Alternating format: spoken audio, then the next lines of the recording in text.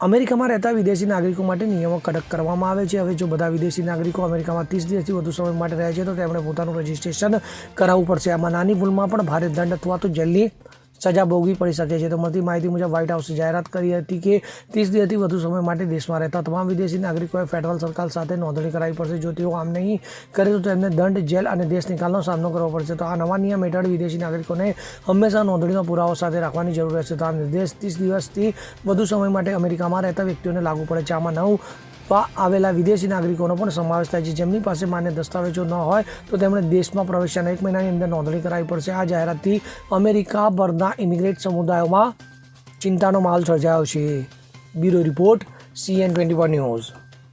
હવે જુઓ દેશ દુનિયાની તમામ ખબરો તમારી આંગળીના ટેરવે।